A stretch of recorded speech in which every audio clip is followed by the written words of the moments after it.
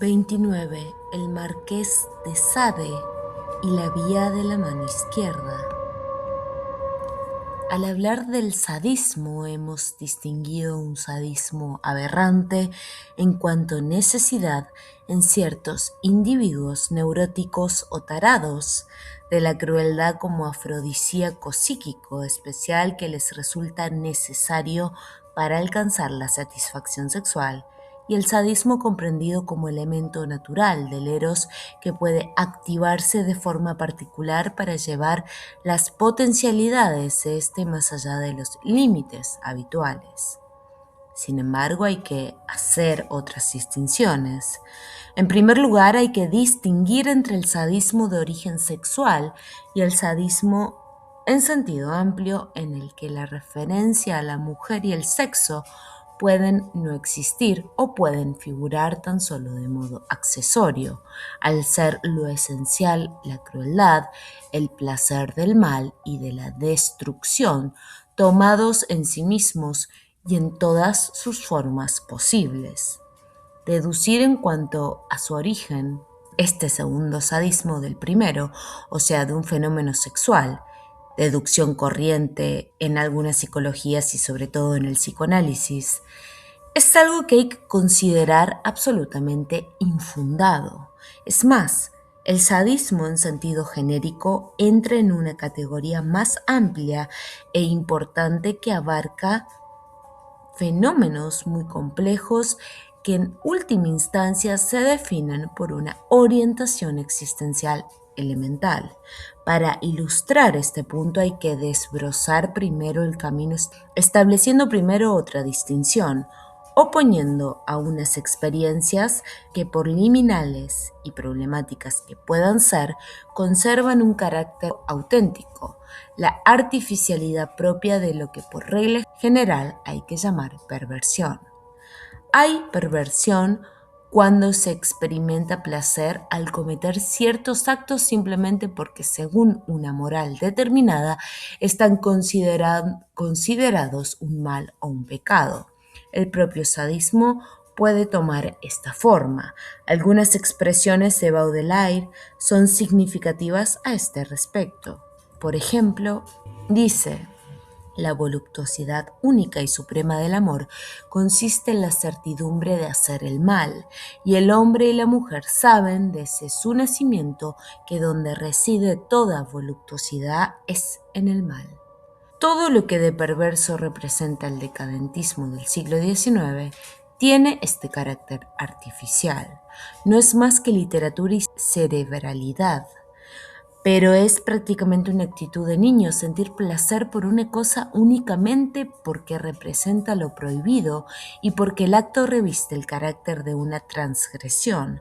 Para algunos, sin embargo, eso puede constituir un afrodisíaco, y Anatole France, pensando en este orden de ideas, no se equivocaba cuando escribió: al considerarlo un pecado, el cristianismo ha hecho mucho por el amor.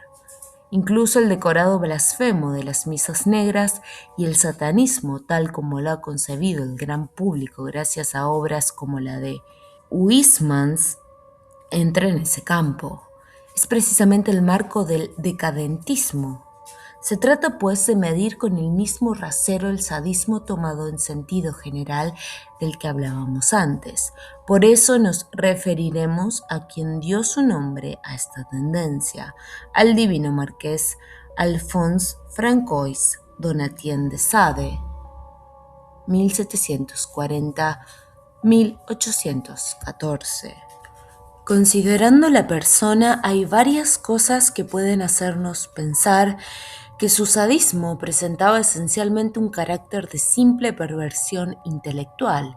Es verdad que Sade, pese a su posición social, cayó varias veces bajo los rigores de la ley y que se vio obligado a expatriarse durante cierto tiempo, pero lo que se le pudo imputar distaba mucho de todos los horrores descritos en sus libros. Además, a pesar de haber vivido en el periodo del terror de la Revolución Francesa, no aprovechó en modo alguno las ocasiones excepcionales que este periodo hubiera podido ofrecer a un ser ávido de sangre y crueldad, y en cambio se expuso a serios peligros para librar a la guillotina a alguno de sus amigos y parientes políticos. Los dos principales amores de su vida fueron completamente normales: el amor por su mujer, de la que se separó, pero no a causa de abusos sádicos, y luego su amor por la hermana de su mujer con la que vivió más tarde. El sadismo de Sade, pues, fue esencialmente cerebral, o sea, imaginado. Se limitó a las historias contadas en sus libros, escritos por compensación mental en la soledad de la prisión y del manicomio de Charenton, donde se dice que pese a que Sade era fundamentalmente sano de mente, lo hizo encerrar Bonaparte, no por crueles actos perversos bien reales, sino porque no le había perdonado ciertas alusiones malignas contra él contenidas en uno de los libros de Sade. Numerosas mujeres amaron a este y trataron de obtener de Napoleón la liberación del pobre marqués. El análisis de las obras de Sade no proporciona un marco completamente unitario. Los escritores franceses que hace poco lo han descubierto y rehabilitado han querido ver en él sobre todo el defensor del hombre natural u hombre real, o sea, del hombre, que se afirma contra todo en la integralidad de sus instintos, pero así se acabaría en algo bastante insípido. Hay además síntomas de curiosos residuos moralizadores porque si no, no se explica, por ejemplo, por qué emplea Sade a menudo el término infamia para calificar las bajezas cometidas por este o aquel de sus personajes. Por lo demás, si se ojea el relato novelado de hechos que se produjeron realmente, titulado La Marquise de Ganges, no solo encontramos en él una descripción del sacramento de la confesión y de la penitencia que es digna de figurar en un manual de religión, sino también un moralismo que llega a falsificar la realidad de los hechos, presentando como si hubiese alcanzado el castigo divino a uno de los culpables que de hecho escapó a la ley y vivió tranquilamente hasta que murió. De modo que, en cierta forma, hay que aislar una forma de pensamiento bien precisa en los escritos de Sade si se quiere tener de ellos una visión general de la existencia que pueda servir de fundamento filosófico y de justificación del sadismo. Se trata de la idea que ve en el mal la destrucción y el crimen la fuerza principal que actúa en el universo. Sade admite la existencia de un Dios creador que gobierna el mundo, pero lo concibe como Dios malo, un Dios cuya esencia es el mal y que se complace en la crueldad, el crimen y la destrucción, empleándolos como armas indispensables para la realización de sus designios. De modo que, según él, el excedente de negativo con respecto a lo positivo sería una ley de lo real. La naturaleza nos muestra que no crea sino para destruir y que la destrucción es la primera de sus leyes. Pero tan pronto como se ha reconocido eso, se impone la inversión de todos los valores. El elemento negativo y destructor debe valer como elemento positivo, como el que es conforme no solo a la naturaleza, sino a la voluntad divina, al orden, o mejor dicho, al desorden universal, y a quienes siguen el camino de la virtud, el bien y la armonía, habría que considerarlos adversarios de Dios. Otra consecuencia lógica, el vicio y el crimen, en la medida en que son conformes a la fuerza cósmica predominante, saldrán siempre victoriosos, felices, recompensados, sublimes, mientras que la virtud resultará siempre frustrada, castigada, miserable, marcada por una impotencia fundamental. A eso se añade el tema sádico en sentido propio, la voluptuosidad, el éxtasis provocado por la destrucción, la crueldad, la infracción. Dudar de que la mayor cantidad de felicidad que pueda encontrar el hombre sobre la tierra está irrevocablemente ligada al crimen es en verdad como dudar de que el sol es el primer motor de la generación, escribe Sade, que afirma también: oh, qué acción más voluptuosa es la destrucción. No hay éxtasis semejante a aquel que se saborea al entregarse a esta divina infamia. El placer del acto destructor que quisiera infringir las leyes mismas de la naturaleza cósmica se asocia finalmente a una especie de teoría del superhombre. Somos dioses, exclama uno de los personajes de Sade. Aunque en las novelas de las situaciones predominantes son las del sadismo sexual, este sadismo idealmente se convierte en mero episodio en comparación con la concepción general, la cual solo se presenta como aberración si la consideramos en sí misma. Deja de serlo en cuanto se la libera de su tonalidad perversa y se la integra en un horizonte más amplio. El lado perverso reside en todo lo que en Sade es placer de transgredir del mal como tal, lo que, si captamos bien la idea central de su filosofía, implica sobre todo una contradicción. En efecto, hablar del mal y de la transgresión, sentir como mal y transgresión ciertos actos, únicamente tiene sentido si se presupone un orden positivo, una ley reconocida. Ahora bien, como hemos visto, tal orden y tal ley no existen para Sade, puesto que supone que el mal es la esencia misma de Dios y de la naturaleza. Por eso es exacto lo que ha dicho Praz a este respecto. Si quisiera gozar del placer de la transgresión, de la violencia contra lo que existe, el sadiano no tendría más opción que practicar la bondad y la virtud, precisamente porque éstas significarían la antinaturaleza y el antidios, una rebelión y una violencia contra lo que sería, según el presupuesto inicial, el fondo último, malo de la creación. De hecho, todo satanismo para hacerlo supone un reconocimiento profundo e inconsciente de lo sagrado y la ley que ultraja, de modo que solo puede ser sádico en un sentido muy sutil, como placer de, actuando de determinada forma, violar algo que se le oponga en la propia conciencia del autor del acto. Hay una diferencia esencial entre el hecho de cometer un acto porque se considera un medio de hacer el mal o de pecar, razón por la cual otros por su parte no lo cometerían, y el hecho de cometerlo sin el sentimiento de haber hecho mal o de haber pecado. El que actuara positivamente no para polemizar, ni siquiera hablaría de mal, de pecado ni de transgresión. No encontraría en sí mismo a qué referir estas palabras para conferirles algún significado. Sería simplemente el ser que se identifica a una de las fuerzas que actúan en el mundo. Es necesario indicar ahora que este tipo de experiencias pueden formar parte de horizontes muy distintos.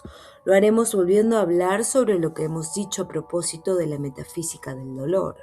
No fue Sade el primero en poner de relieve el significado y la extensión del elemento destructor en el mundo. Únicamente el hecho de querer sacar de ello el fundamento de una especie de contrarreligión. Únicamente la unilateralidad y la perversidad dan un carácter específico a sus ideas. Una concepción completa tiene que distinguir tres aspectos en la creación: el poder que crea, el poder que conserva y el poder que destruye, correspondientes a la célebre tríada hinduista Brahma, Vishnu y Shiva. La misma tripartición la encontramos expresada en términos teológicos abstractos en la idea occidental de la divinidad en su triple función de creación, preservación y reconducción a ella de lo que esa divinidad ha creado. Pero desde cierto punto de vista, desde el punto de vista dinámico e inmanente, el reconducir así puede equivaler también a la destrucción, a la función de Shiva, desde el momento en que se reconoce lo infinito en la divinidad, que en su esencia misma está más allá de toda forma, de toda ley, de toda finitud. Sobre esta base se define la vía de la mano izquierda, el Vamachara tántrico, En Occidente, el antiguo dionisismo preórfico, la religión de Sagreo como gran cazador que se lleva todas las cosas. En Oriente, el sibaísmo, precisamente, y los cultos relacionados con Kali, con Durga y otras divinidades terribles que tienen sus equivalentes en otros pueblos y se caracterizaban igualmente por el reconocimiento y la exaltación de todo cuanto es destrucción, trastorno, desenfreno. También ellos reconocieron el éxtasis liberador que todo eso puede provocar y a menudo de forma estrechamente ligada a la experiencia orgiástica, pero a diferencia de Sade, sin ningún matiz de transgresión sacrílega, en un marco, por el contrario, ritual, sacrificial y transfigurante.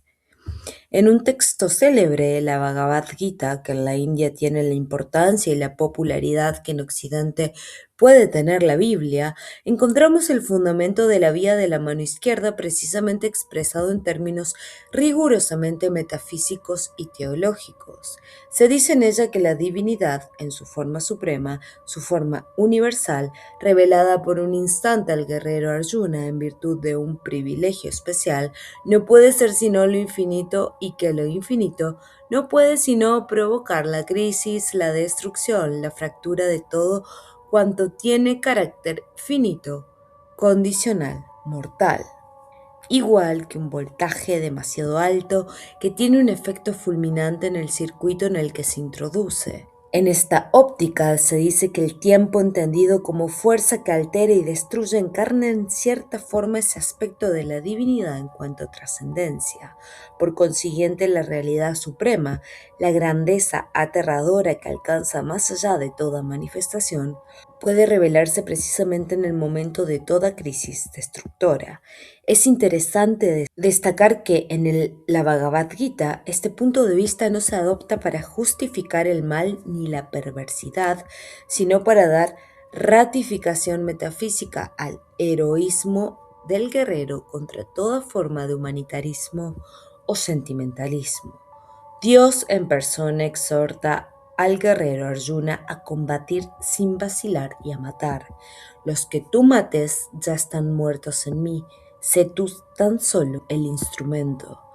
En su impulso heroico, que no ha de tomar en cuenta su propia vida ni la de los demás, y que demostrará la fidelidad a su propia naturaleza en quien ha nacido en la casta guerrera, Arjuna reflejará la fuerza grandiosa y aterradora de la trascendencia que todo lo rompe y se lo lleva, y que hace presentir la liberación absoluta. Con arreglo a todo ello y a la existencia de una tradición bien precisa que lo explicita, hemos incluido en la serie de formas de embriaguez divina o manía de que habla Platón, una manía no considerada por él, de inspiración heroica y guerrera en sentido propio.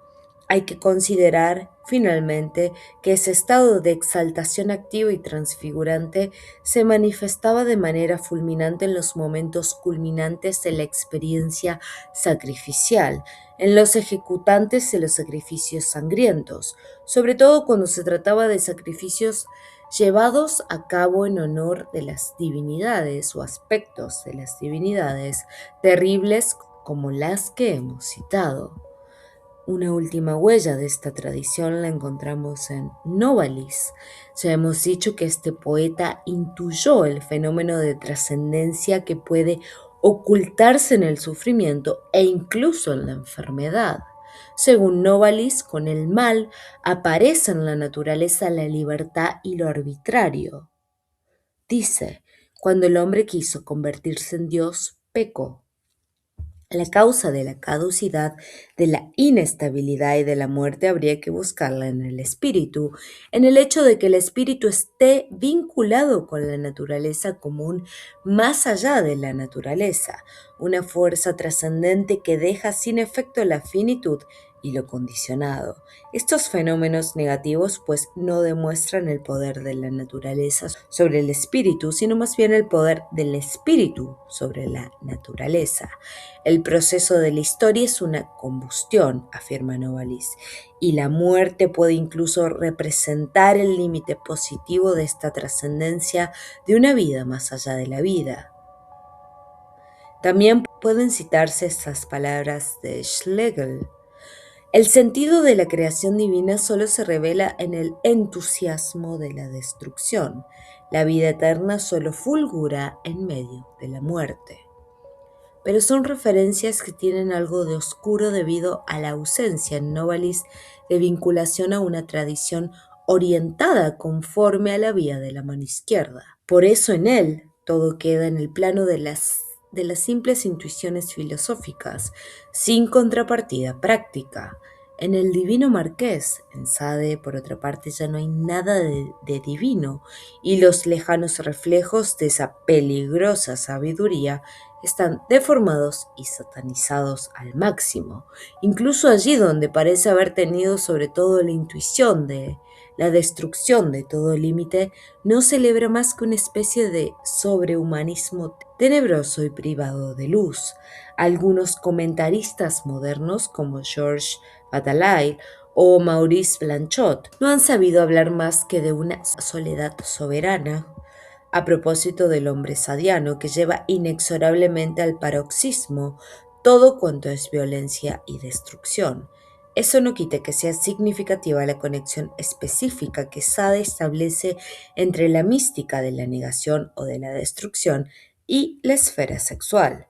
Si ponemos lo esencial en el lugar que le corresponde, encontramos el marco en el que se integran ciertos aspectos liminales de la experiencia erótica misma, y tenemos así el medio de discernir en estos aspectos lo que tiene que ver con la perversión y lo que no. Dado que en esta obra adoptamos esencialmente el punto de vista de la vía de la mano izquierda, debemos agregar algunos complementos sobre el trasfondo cosmológico propio de esta vía en la tradición hindú.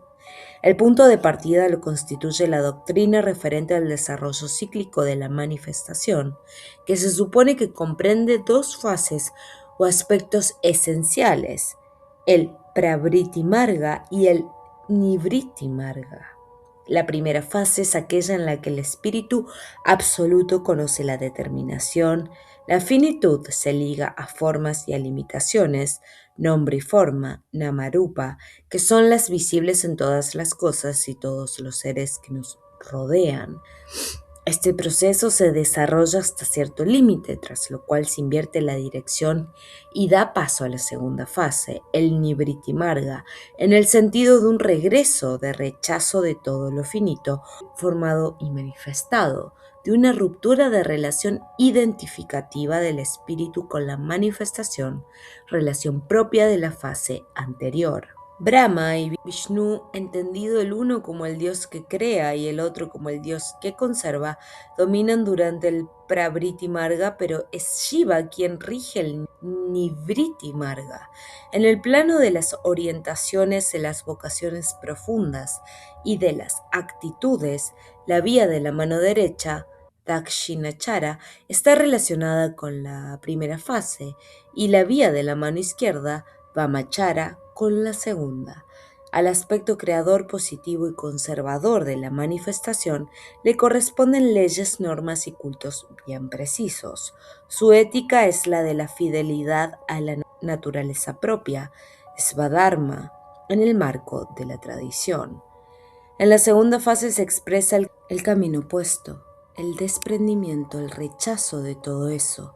Para alcanzar ese desprendimiento se proponen dos soluciones, una ascética y otra destructora y disolvente. Es esta la que caracteriza el Vamachara, la vía de la mano izquierda en sentido propio, vinculado también a las prácticas tántricas de lo que se denomina el ritual secreto, Panchatattva, literalmente los 5 elementos, mientras que la dirección ascética está representada eminentemente por el Laya Yoga o yoga de las disoluciones. El término Vama, izquierda, de donde viene Vamachara, se interpreta también en algunos textos en el sentido de contrario. Hay que entender por ello la oposición a todo lo que es propio del Pravriti Marga, de los aspectos creadores y conservadores de la manifestación, y en consecuencia una actitud no solo de desapego, sino de desprecio por toda ley y toda norma. La ética del antinomismo, o mejor dicho, de la anomia, es aquel que se pone bajo el signo de Nivriti Marga.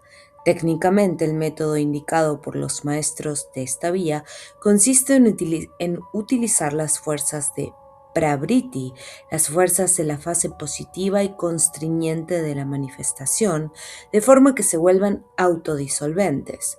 El Siddha, el adepto de esta vía, no conoce leyes, es llamado Svechachari, el que puede hacer cuanto quiere. Otra interpretación de Vama, izquierda, es mujer, lo cual remite en particular al papel que puede desempeñar el uso de la mujer y la embriaguez. El panchatattva tántrico, además el uso de la mujer, implica el de las bebidas embriagantes, en la vía de la mano izquierda. Por eso en un texto técnico se llega a considerar esta vía como sinónimo de lata sadhana, término que incluye una alusión a la postura especial que adopta la mujer en estos medios hindúes durante el acto sexual mágico. Es natural que los discípulos de cada una de las dos vías exalten la que han elegido y condenen la otra. Por ejemplo, dicen los tantras que la diferencia entre la vía de la mano izquierda y la vía de la mano derecha es análoga a la que existe entre el vino y la leche. Las dos vías, sin embargo, hay que considerar que son dos métodos bien distintos para alcanzar el mismo fin. Se trata tan solo de establecer caso por caso cuál de las dos vías se adecúa a las inclinaciones y la naturaleza propia de cada uno.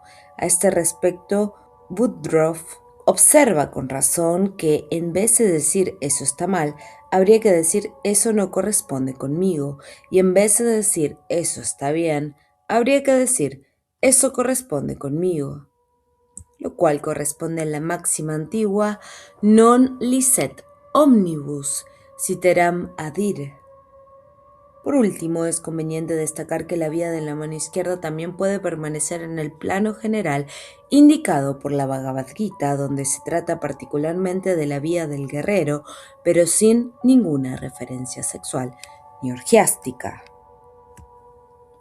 En dicho texto, esta vía, por lo que a su finalidad suprema se refiere, se equipara a la de la fidelidad al modo de ser de cada uno y de la ritualización o sacralización de la existencia. La fórmula correspondiente es Tat Madarpanam Kurushva, o sea, precisamente el Dakshinachara a la vía de la mano derecha.